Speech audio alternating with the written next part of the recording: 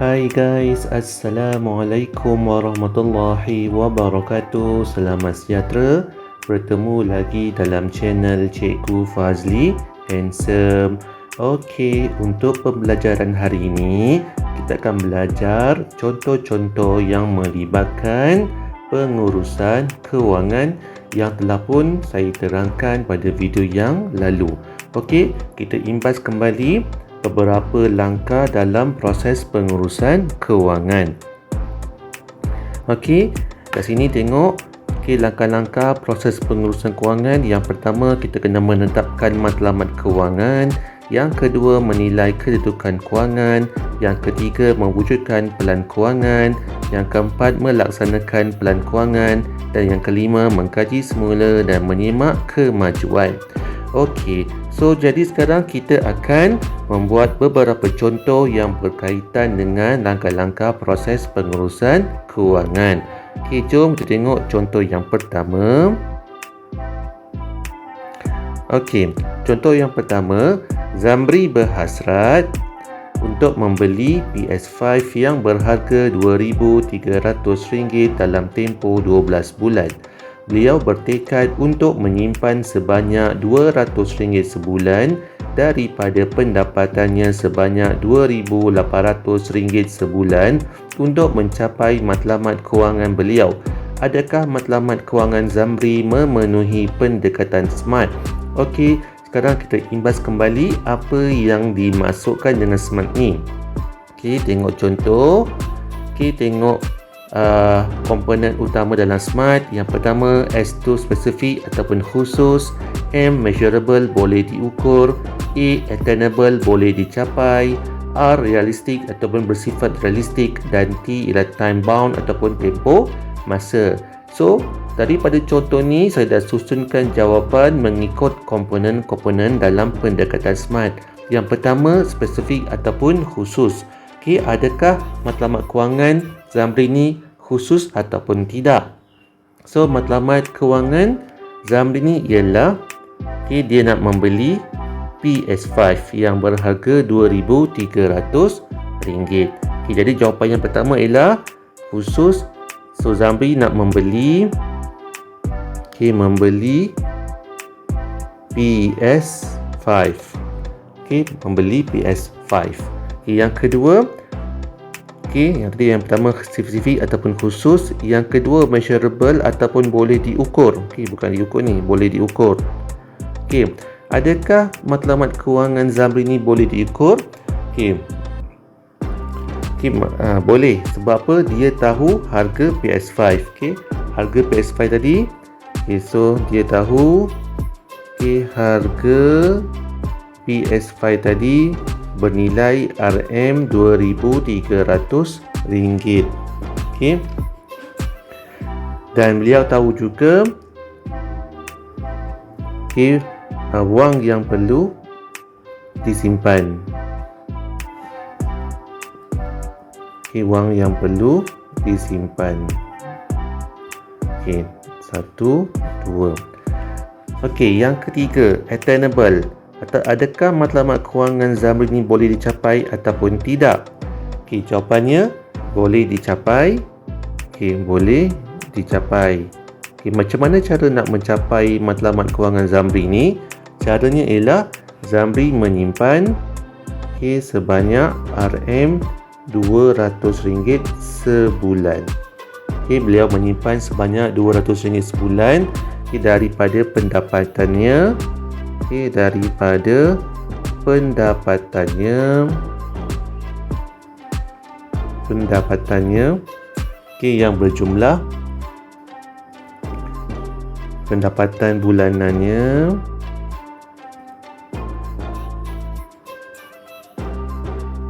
RM2,800. Yang ketiga, adakah matlamat kewangan Zamri ni realistik ataupun bersifat realistik? Jawapannya ialah bersifat realistik.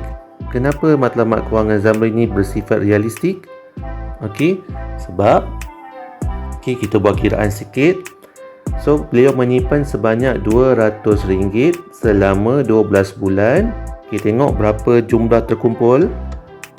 Okey, so RM200 darabkan dengan 12 bulan. So jumlah terkumpul beliau adalah sebanyak RM2,400.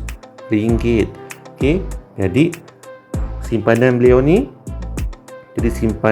ni okey, lebih daripada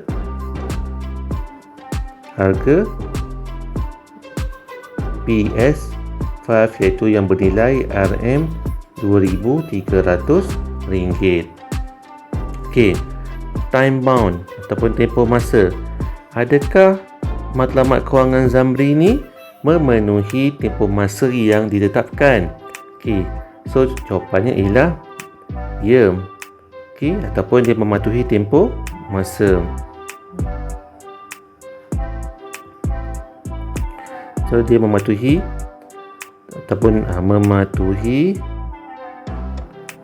tempoh masa selama berapa bulan? 12 bulan. Okey, jadi dia punya soalan terakhir, adakah matlamat kewangan Zamri memenuhi pendekatan SMART? Jawapannya ialah ya. Okey, jawapannya ialah ya. Okey, sebab dia mematuhi setiap komponen dalam pendekatan SMART: specific, measurable, attainable, realistic dan juga time bound. Okey, so sekarang kita akan tengok contoh yang kedua dalam proses pengurusan kewangan pula. Okey, contoh yang kedua, jana menerima pendapatan aktif sebanyak RM4,000 dan pendapatan pasif sebanyak RM1,500 dalam sebulan.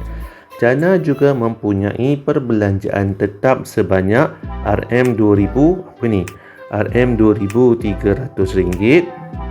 dan perbelanjaan tidak tetap sebanyak RM700.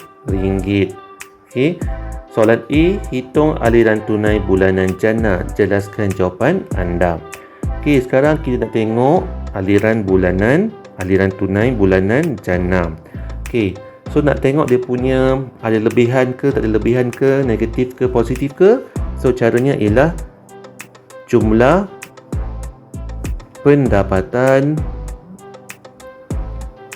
tolakkan dengan jumlah perbelanjaan. Pendapatan tolak jumlah perbelanjaan. Jadi dia punya pendapatan yang pertama aktif tadi ada RM4,000. RM4,000 tambahkan dengan pendapatan aktif sebanyak RM1,500. RM1,500 tolak perbelanjaan tetap dia ialah RM2,300. RM2,300 tolakkan dengan perbelanjaan tidak tetap sebanyak RM700. RM700. Okey, sekarang kita guna kalkulator. Okey, 4,000 tambahkan dengan 1,500 tolakkan 2,300 tolakkan 700. Okey, jadi tiada lebihan sebanyak RM2,500. So kat sini bila ada lebihan bernilai positif bermaksud dia mempunyai aliran tunai positif. Okey, so sekarang kita nak buat penjelasan jawapan ni. Okey, jadi aliran tunai positif kerana apa? Kerana ada lebihan sebanyak RM2,500. Dan beliau boleh gunakan lebihan tu. Boleh guna lebihan untuk pelaburan ataupun simpanan ketika kecemasan.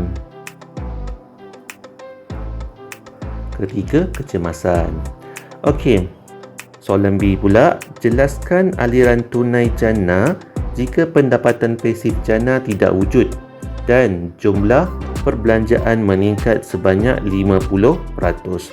Okey, sekarang tengok pendapatan dia ialah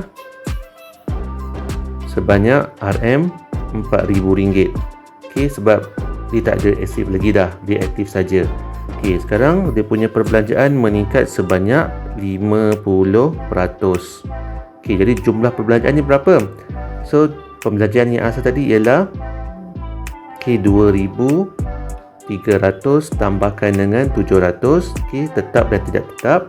Tambahkan pula dengan peningkatan sebanyak 50%. Okey, 50% darabkan dengan jumlah 2,300 tambahkan dengan 700. Okey, jadi sini 2,300 tambah 700. 2,300 tambahkan dengan 700 akan dapat 3,000 tambahkan dengan 50% darabkan dengan 3,000 juga. Okey.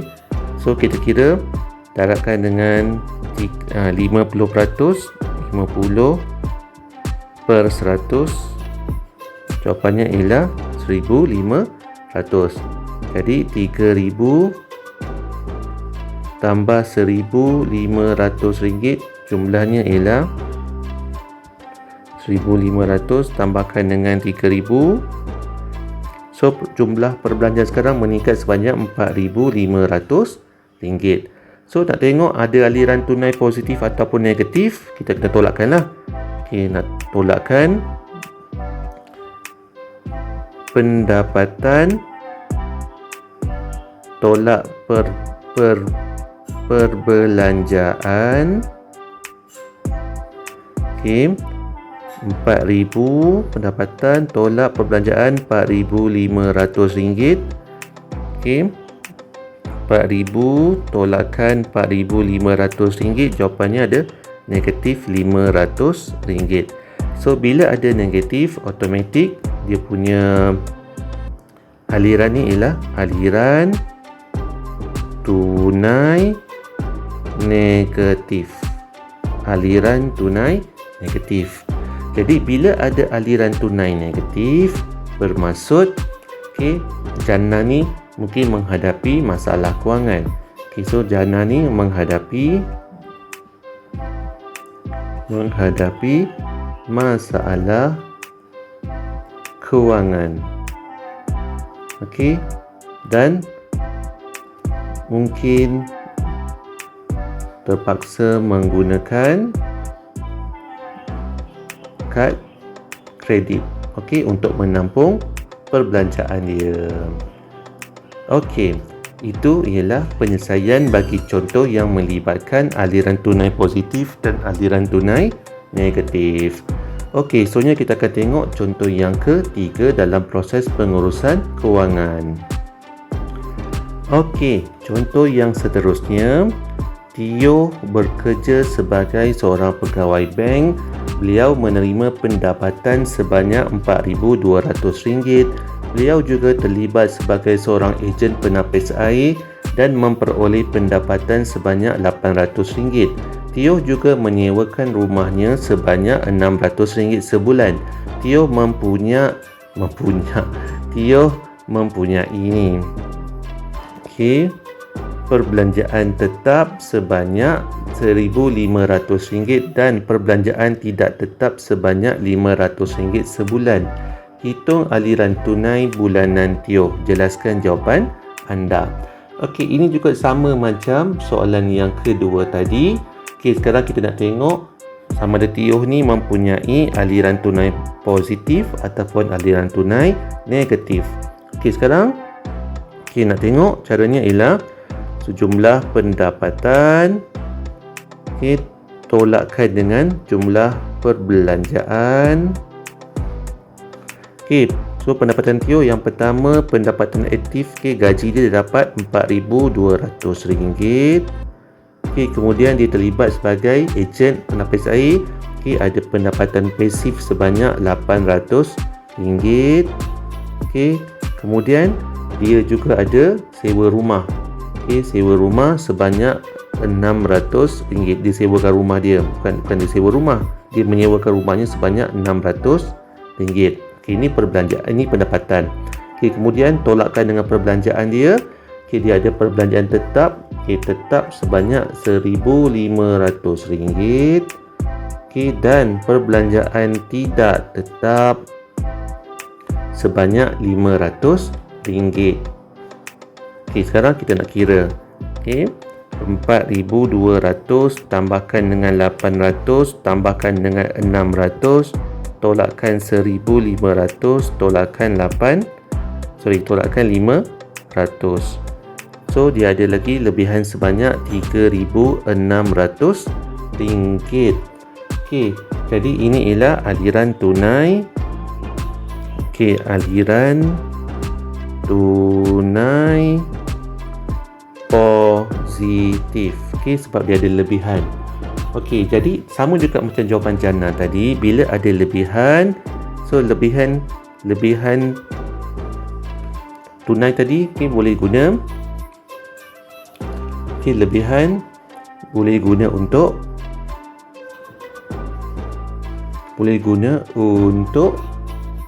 pelaburan ataupun simpanan.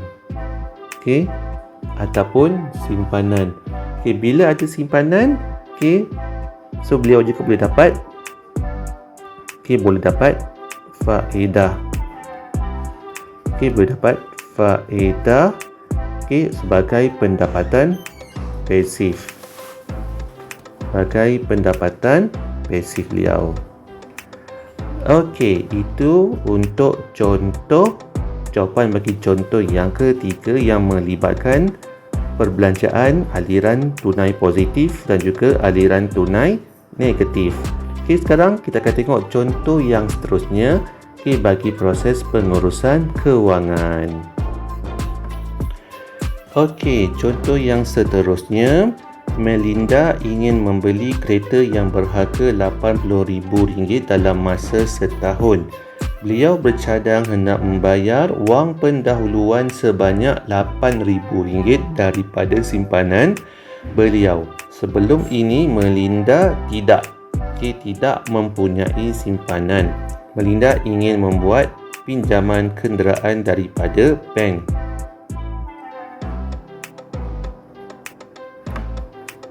Bank A telah menawarkan beberapa pilihan. Setelah meneliti kedudukan kewangan, Melinda telah memilih tempoh 9 tahun kerana beliau mampu membayar bulanan untuk tempoh itu. Okey, sekarang kita tengok. Okey, laporan yang pertama, pelan kewangan keluarga Melinda dan aliran tunai sebenar beliau. Okey, kat sini ada dua. Okey, so gaji suami Melinda. Okey, ada gaji Melinda sebanyak RM3,800, RM3,200 dan mereka tidak mempunyai pendapatan pasif dan jumlah pendapatan bulanan ialah RM3,000 tambah RM3,800 tambahkan dengan RM3,200 akan dapat RM7,000. Okey, kemudian mereka ada membuat tolakan simpanan tetap bulanan sebanyak 10% daripada pendapatan bulanan. Jadi 10%, okey, ataupun 10% darabkan dengan RM7,000. So dia dapat RM700 sebagai simpanan. Okey, dan juga mereka juga ada menolak simpanan untuk dana kecemasan sebanyak RM150. Jadi baki simpanan yang mereka ada ialah RM7,000. RM7,000 tolakkan dengan RM700 tolakkan dengan RM150, jadi baki simpanan ialah sebanyak RM6,150. Okey, kemudian perbelanjaan tetap bulanan, okey, pinjaman rumah, ansuran kereta suami dan juga premium insurans. Okey, pinjaman rumah sebanyak RM1,500, ansuran kereta suami sebanyak RM700 dan premium insurans sebanyak RM400. Jadi jumlah perbelanjaan tetap bulanan ialah RM1,500 tambahkan dengan RM700 tambahkan dengan RM400 akan dapat RM2,600. Okey, sekarang perbelanjaan tidak tetap bulanan kita dikas sebanyak RM350 keperluan anak-anak sebanyak RM650, utiliti rumah sebanyak RM300, belanja petrol sebanyak RM200, bayaran tol sebanyak RM100, barangan dapur sebanyak RM1,000 dan pemberian ibu bapa sebanyak RM600. Jadi jumlah perbelanjaan tidak tetap tadi daripada tadika sampai ke pemberian ibu bapa ni ditambahkan semua nilainya ialah RM3,200. Jadi pendapatan lebihan, baki simpanan tadi, tolakkan dengan perbelanjaan tetap, tolakkan dengan perbelanjaan tidak tetap, maka mereka ada pendapatan lebihan sebanyak RM350. Berdasarkan perancangan kewangan keluarga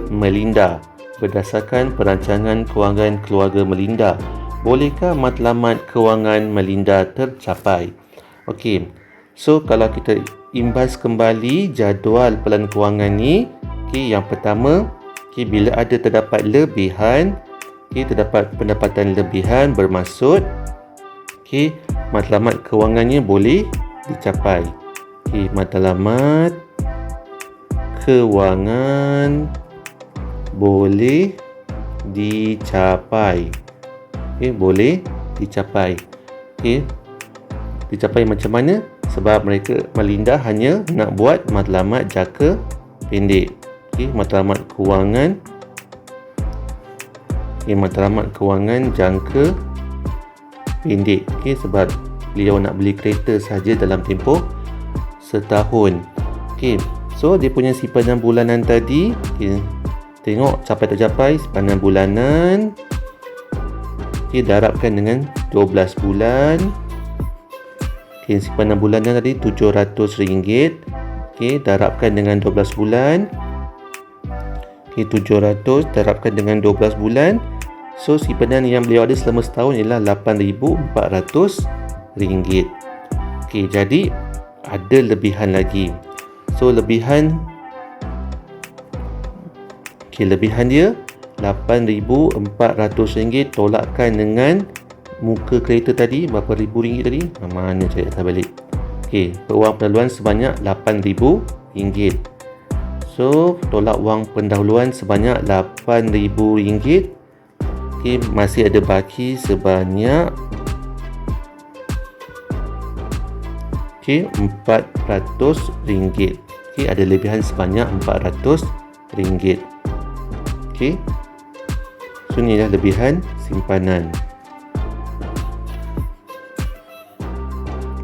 Kemudian yang ketiga, beliau juga ada pendapatan lebihan. Ada pendapatan lebihan sebanyak RM350 yang beliau boleh gunakan. Boleh guna pendapatan lebihan tadi untuk situasi kecemasan